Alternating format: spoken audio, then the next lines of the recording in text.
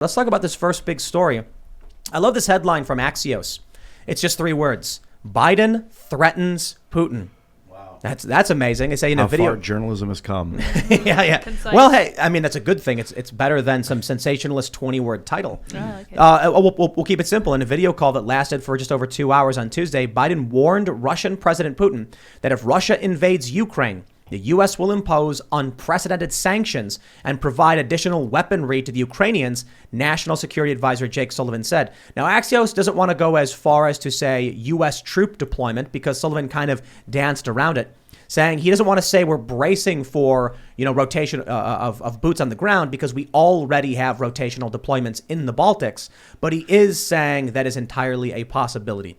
The U.S. getting involved in a ground war in Ukraine. Sound like a bad idea? Sounds like a terrible idea, particularly on the 80th anniversary of Pearl Harbor, right? So I think this is, once again, this is the EU has been pressing this fight forever, right? They're the ones that talked about the expansion of getting the Ukraine in. This is where the more radical members of the EU and NATO talked about making Ukraine a member of NATO, right? This has been pushing and pushing and pushing forever. Biden's also doing this for political expediency. He needs a wag the dog moment. The Wall Street Journal's polling came out today, absolutely horrific, right? I think it's 26% right track, wrong track. Whoa, 26% right track, 62%, 63% wrong track. You've got among people who think he's doing great versus terrible, it's 37-6. These are unprecedentedly low numbers, not just on Kamala Harris, on him. He has lost the country, okay? And now he has no political capital to support this orgy of spending that's going to bury everybody up on Capitol Hill. So he needs to change the conversation. Here's how he's going to change the conversation. He's going to be a tough guy, right? He's going to push around Putin. So he's going to try to use this to purely for politics, to try to get his ratings up, to show he's a leader. And this is a disaster. And I got to tell you, it's not Biden. It's the uniparty. The worst comment of the day was not from the pencil neck Jake Sullivan, right? They should be focused on the Chinese Communist Party and what's happening in Taiwan and the South China Sea with censure. The worst comment was from the senator from Mississippi, Wicker, who said, everything's on the table, including combat troops, not just the 200 advisors they have in there now, combat troops and tactical nuclear weapons, a nuclear strike. Well, I mean, this guy's he's blowing hot air. Come on. He's not blowing. Listen, he's a very respected member. He's a very respected member. Particularly, I think he's on the Armed Services Committee. This guy was on Neil Kavuta. This is not a lightweight. Look, he's in the United States Senate. You got to have guys in the United States Senate say combat troops and tactical nuclear weapons, or a nuclear strike is not off the table. And you brought up a very important point, because historically, when the popularity of leaders goes down, history says that those leaders start wars and conflicts. And if there was a conflict between the United States and Russia, China would, of course, take advantage of that situation, invade Taiwan immediately. And geopolitically, this is one of the worst situations that the United States could make, because we should be working with Russia, aligning with them, and establishing a better relationship, because there is a lot of tension between Russia and China. But with us going full force against Russia, it's absolutely idiotic on the world stage. This was Trump's plan. This was the reverse Kissinger-Nixon in '72. Look, you have the Eurasian landmass, okay? And right now, American foreign policy since 1914 has been, we will never allow one power or a series of power to control Central Asia, the Eurasian landmass, the world island, right? Because he who controls the world island can control the world. Yeah. So think about it. On December 7th of 1941, you had Germany, Italy, the Empire of Japan. They had just broken up. Russia was a part of that. They had just come apart with the attack. Today you have China, Pakistan, Iran, Turkey, and with North Korea and Russia. And we have forced those guys into the Chinese camp. You talk about internal politics. Putin needs this too for his internal popularity, and Xi needs this. You have three leaders, all for political reasons. Let's do the mullahs in too. Yeah, but Steve, I would push back a little bit because during the Trump presidency, Trump sent lethal weapons to Ukraine, something that even Obama was scared of doing. And when you look at his, foreign policy, it was pretty much on par, especially when it came to bombing Syria. Because when we look at Syria, when we look at Yemen, these are the proxy wars that are happening between Russia and the United States. And there might be another one in Ukraine. Ukraine might be the I was Syria. the only guy in the National Security Council that fought to not launch the cruise missiles into Syria.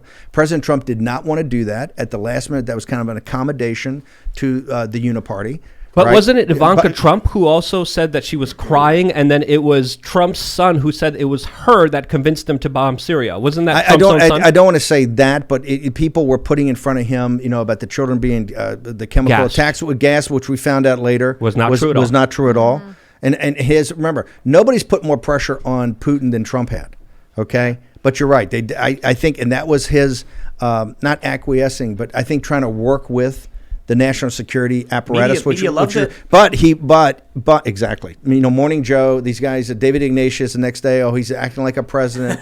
Brian Williams, these missiles are amazing and beautiful and glorious. They called them presidential, and they loved them. They adored them. This is what McMaster was about. Yeah. Now, of course, Biden's not any better. Biden called Putin a killer recently, and then a couple days later, he literally bombed a U.S. aid worker and killed 7 children after that. Yeah. So Biden, I think, is even worse, but I think there's a coherent foreign policy that has been steady against Russia throughout the last few presidencies. Look, my youth, I was on a destroyer hunting Soviet submarines in the South China Sea. But it's so nobody's more anti-Soviet,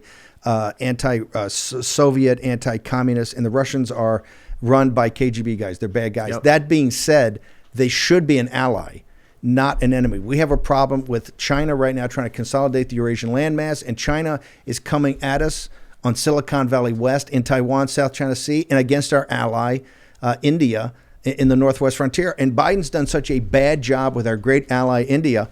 The front of the Financial Times today is, wait for it, Putin and Modi sitting there hugging, right, cutting a deal but this is what President Trump and Modi, nobody could have been closer. Yeah. That's our central ally against China, right, with Japan. And here you got, this thing is in total disarray. Okay, the American people have voted about Biden right now. First off, you can tell 81 million people didn't vote for him. These polls mathematically couldn't be this low. But these are unprecedented numbers. In the 20s, first off, if you get in the 30s on right track, wrong track, you're done. But the polls have swung. I mean, it started. He started off. The collapse is too much. Afghanistan was the start of the collapse, though. Right, so around the. I think that was a triggering mechanism. I think it was bad up until about COVID. People didn't know which way it was going. I do want to keep us focused on the foreign policy stuff, but I do want to say I think what happens is, like I said before, last time you were here, Trump was anti-elected. The Atlantic story, stay alive, Joe Biden. I think people voted for Joe Biden because they didn't care and they were convinced anything was better than Trump, and they were deceived. And now they're realizing just how awful of a mistake they made in electing this guy. And you see around Afghanistan when they're like, he gave up our air base. But I don't want to rehash all that stuff. I want to talk about. But you can see it in the Ukraine. We're going to make the same mistakes. First off, when you have people, remember, Wicker had been briefed. Okay, he just didn't walk into that interview cold. He had been briefed. They've had discussions, and he said nothing should be off the table. That means they're actively discussing combat troops, deployments to the Ukraine, and they want to keep on the table, his words, not ours, a nuclear strike. But here's what I want to mention. You're talking about China. It was, I think, Pompeo who said that China has infiltrated the U.S. at every level. Every level. We've seen numerous, how many professors have been arrested for basically giving away our research to China, double dipping. China's paying them, the U.S. is paying them, then they're giving our research away. I think Pompeo was right. And so I'm concerned about when I read the story about Michael Flynn, and I think, was he talking to Sally Yates? Is that what happened? And he said, I think Russia is not a big threat. I think China is the bigger threat. And she panics. She's like, oh, no. Sounds to me like they are colluding with China. We know that Don Jr. and Biden fly on Air Force 2 to go do that private equity deal. And now you're wondering why. Not Don Jr. I'm sorry. Not Don Jr. Hunter Biden. Hunter. Yeah. Where's Hunter? I deeply apologize for that. That was Where's Hunter? slip of the tongue. Yeah. Hunter Biden and his dad flying the plane to China for a Air, private Air Force video. Two. Air Force Two. In official capacity. Don, don't get mad at me. That was a mistake. No. But in all seriousness, First off, $4 trillion. For your audience, understand something. Your pension funds, $4 trillion of American capital have gone into China to finance it through Larry Fink. This is the collusion of Wall Street and the global corporations. You know, the NBA player just called them out the other day. You had today, Apple announced a $275 billion joint venture in China to help their technological prowess. Have they invested $275 billion in the heartland of this country to increase the technological prowess of the United States and the workers in the United States? No. This is a company protected on American soil, and they're an active partner of the Chinese Communist Party. Look, to make the system work, there's not a conspiracy, to make the system work, you have to have the slave labor of China.